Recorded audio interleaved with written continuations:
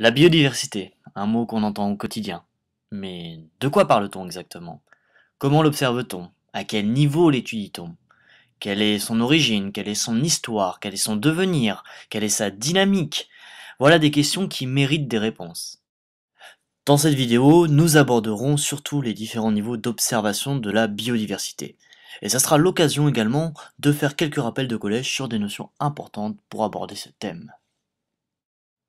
La biodiversité, de quoi parle-t-on? En général, on vous montre des images d'organismes animaux, de formes, de tailles et d'écologies différentes qui illustrent une diversité d'espèces. Alors, vous pensez sûrement aux ours blancs, Ursus maritimus, aux éléphants d'Afrique, de l'espèce Loxodonta africana, ou encore le poinçon clown, Amphipion ocellaris. Mais la biodiversité, c'est aussi des organismes animaux qui appartiennent à des espèces moins connues, comme le aï-aï au centre à gauche de cet écran, qui est une espèce de primate qui vit exclusivement à Madagascar. Ou encore une espèce de cochon de mer, Scotoplanes globosa, au centre de cette image qui vit au fond des mers abyssales. La biodiversité, c'est aussi des espèces végétales, comme le tournesol, Helianthus annuus, comme Volvox, en haut à gauche, Volvox aureus, des microalgues, ou encore comme le framboisier, Rubus ideus. La biodiversité, de quoi parle-t-on? On ne peut pas passer à côté des milliers d'espèces de bactéries, ces organismes unicellulaires et microscopiques. Parmi les plus connus, Escherichia coli, qui vit dans les intestins des mammifères. Vibrio cholera, bactéries qui sont responsables du choléra. La biodiversité, de quoi parle-t-on?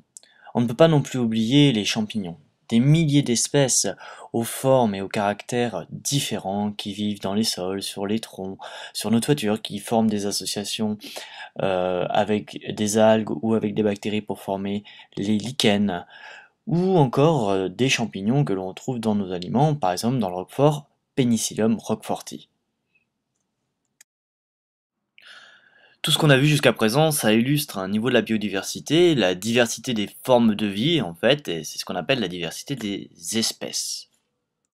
Alors, en fait, une espèce, qu'est-ce que c'est? Pour vous aider à vous questionner, voilà un petit jeu. Vous allez voir apparaître plusieurs organismes actuels, et c'est à vous de trouver à combien d'espèces, eh bien, est-ce qu'ils appartiennent. Vous pouvez mettre pause le temps de compter, puis vous relancer dès que c'est fait. C'est reparti. Alors, trois de ces organismes appartiennent à la même espèce, Bos taurus. Trois autres organismes, qu'on appelle communément le chien, appartiennent à la même espèce, Canis lupus. Vous aurez reconnu quatre organismes appartenant à notre espèce, Homo sapiens. Un petit peu plus difficile, trois organismes présentés dans les photos sont en fait des stades différents de croissance d'organismes appartenant à la même espèce, Bombix mori. Enfin, pour terminer, trois organismes qui appartiennent à la même espèce, communément appelés trompettes de la mort, Craterellus cornuconioides. Il y avait donc 5 espèces. Alors, pourquoi 5 espèces? Quelle est la signification d'une espèce? Comment est-ce qu'on définit une espèce? Donc il y a plusieurs définitions au concept d'espèce qui sont plus ou moins compliquées et qui sont plus ou moins utilisables en fonction de la situation. Donc dans cette vidéo, on va revoir la définition que normalement vous avez abordée au collège. La notion d'espèce est un concept créé par l'homme afin de classer, trier et ranger les organismes vivants dans des boîtes. Il n'y a pas d'espèce préétablie dans la nature. Alors que reflètent les espèces définies par les scientifiques? Une espèce, c'est un ensemble d'individus variés qui partagent en commun des caractères, on parle d'attributs, hérités d'un ancêtre commun. Les individus d'une espèce présentent donc un lien de parenté.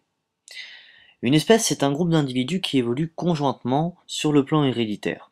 Cela signifie, en simplifiant, que c'est un groupe dans lequel les individus, sur plusieurs générations, varient, changent ensemble d'un point de vue génétique. L'espèce n'est donc pas une collection d'organismes figés dans le temps. Une espèce se définit en général par un ensemble de caractères sur lesquels s'accordent les scientifiques.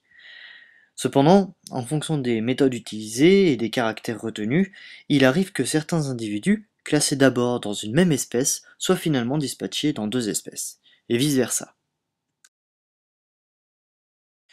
La diversité des espèces, c'est aussi ce qu'on appelle la diversité des formes de vie, définie par des caractères morphologiques, comme la forme de l'organisme ou encore la symétrie, et ou des caractères comportementaux, comme la vie coloniale, le langage, et ou des caractères physiologiques, donc liés au fonctionnement de l'organisme, et ou des caractères liés au développement, l'alternance de formes de vie, larves, nymphes, imagos, ou encore des spécificités de la croissance osseuse, et ou des caractères anatomiques, plan d'organisation et relations entre les organes, et ou enfin des caractères moléculaires, présence, par exemple, de protéines particulières. La diversité des espèces, c'est donc la diversité des caractères qui existent chez les organismes vivants, qu'il s'agisse de caractères visibles ou de caractères invisibles qui nécessitent alors des techniques particulières pour être observés. Que reflète cette diversité des caractères qui se retrouvent dans les générations successives et qu'on appelle les caractères héréditaires? Dans la diversité des caractères héréditaires, il y a des caractères qui peuvent être transmis par l'apprentissage culturel, comme le langage par exemple. Ce sont des caractères non génétiques. Nous ne nous attarderons pas dans le cadre de cette vidéo sur ces caractères. À l'inverse, nous allons parler des caractères héréditaires génétiques, des caractères qui sont déterminés par les gènes et qui sont transmis par les gènes. Quel lien entre les caractères héréditaires et les gènes? Donc il faut se souvenir que dans les cellules, on trouve des chromosomes, dont j'ai représenté un exemplaire ici sous cette forme de bâtonnet blanc. Ce chromosome, eh bien, il est constitué de certaines parties, par exemple ici en rouge, qui sont un support de l'information génétique et qui déterminent des caractères. Par exemple ici, le caractère aspect des cheveux. Eh bien, cette partie du chromosome qui détermine un caractère, c'est ce qu'on appelle en fait un gène. Il y a des caractères qui sont déterminés par un seul gène, et puis il y a des caractères qui sont déterminés par plusieurs gènes, situés sur le même chromosome ou sur des chromosomes différents. En conclusion, la diversité des caractères héréditaires qui sont utilisés pour définir des espèces reflète la diversité des gènes existants. En conséquence, on peut dire que les individus d'une même espèce ont plus de gènes en commun entre eux qu'avec les individus d'une autre espèce.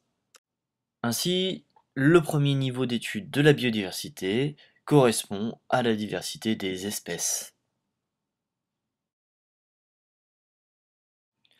Actuellement, plusieurs travaux scientifiques essaient d'estimer le nombre d'espèces existant sur la planète, aussi bien sur Terre que dans les océans.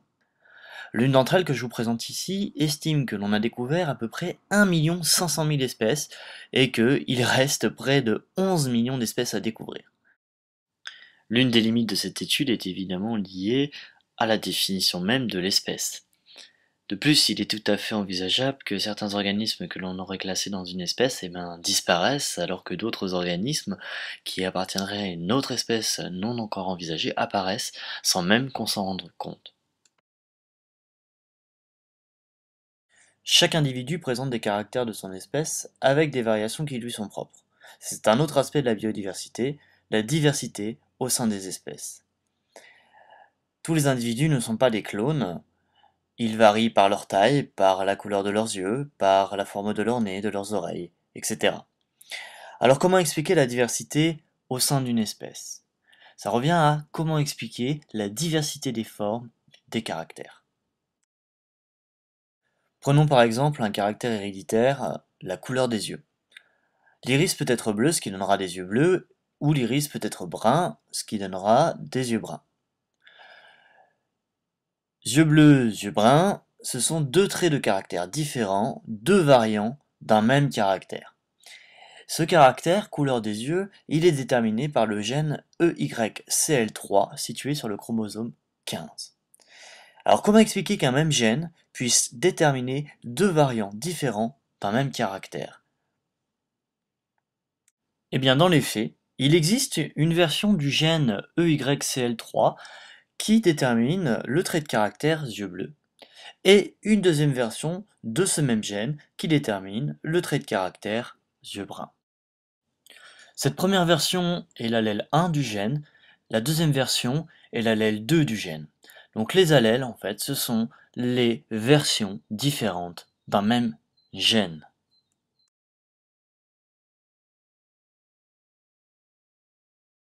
Donc si on résume, un gène ou des gènes déterminent un caractère héréditaire, et en fonction des versions, donc on dit des allèles du gène ou des gènes, eh bien on aura des traits de caractère héréditaires différents. La diversité au sein des espèces, c'est donc la diversité des traits de caractère. Cette diversité des traits de caractère, elle reflète la diversité des allèles. Le second niveau d'étude de la biodiversité qu'on va placer sur notre schéma est donc la biodiversité des allèles qui explique la biodiversité au sein des espèces. Prenons un peu de hauteur. La biodiversité, c'est également la diversité des écosystèmes. Alors qu'est-ce qu'un écosystème? Qu'est-ce qui fait la diversité des écosystèmes? Prenons l'exemple d'une prairie. C'est un milieu de vie caractérisé par des paramètres non vivants. La quantité et la qualité de la lumière, la quantité et la composition de l'eau, du sol, les températures moyennes, maximales, minimales, la vitesse moyenne des vents, leur direction, la composition de l'air, etc. Tous ces paramètres physiques et chimiques définissent les conditions physico-chimiques du milieu. Des pôles à l'équateur, du fond des océans au sommet des montagnes, de l'intestin d'une vache à la prairie, les conditions physico-chimiques sont différentes, ce qui fait autant de milieux de vie différents. Un écosystème, c'est aussi tous les organismes qui vivent dans le milieu, qui vont appartenir à des espèces différentes. Et donc, la diversité des écosystèmes, elle repose aussi sur la diversité des espèces. Dans un écosystème, on considère également les interactions entre les organismes vivants, qui peuvent être de nature différente. Compétition, par exemple, entre deux vaches, prédation entre la buse variable et un mulot, une relation à bénéfice réciproque entre l'abeille et la fleur qu'elle butine. La diversité de ces interactions fait également la richesse de l'écosystème. Les interactions, c'est également les relations entre les éléments non vivants de l'écosystème. Par exemple, la composition de l'eau qui influence la composition du sol ou vice-versa. Enfin, il faut considérer les interactions entre le milieu et les organismes vivants. La température qui va modifier le comportement du mulot, ce dernier qui va changer la structure du sol, l'homme qui modifie la composition de l'eau et du sol, et la composition du sol qui va influencer les végétaux qui y poussent. La diversité des écosystèmes, c'est donc l'ensemble des milieux naturels et des formes de vie, végétaux, animaux, champignons, bactéries, virus, ainsi que toutes les relations et interactions qui existent, d'une part entre les organismes vivants eux-mêmes, et d'autre part entre les organismes vivants et leur milieu de vie. La biodiversité, c'est cet ensemble complexe. Et si les flèches représentées sont des fils, alors la biodiversité est un véritable tissu vivant. C'est ainsi qu'on arrive à la fin de cette vidéo en plaçant sur notre schéma le troisième niveau d'étude de la biodiversité, celle des écosystèmes. La biodiversité, c'est à la fois la diversité des allèles, la diversité des espèces et la diversité des écosystèmes. Trois niveaux qui sont liés comme nous avons pu le voir. Allèles, espèces et écosystèmes ont changé, changent et changeront. La biodiversité n'est pas une chose fixée ad vitam aeternam, comme un catalogue d'images. Quelle origine, quelle histoire, comment change-t-elle? Voilà les questions auxquelles nous allons désormais répondre.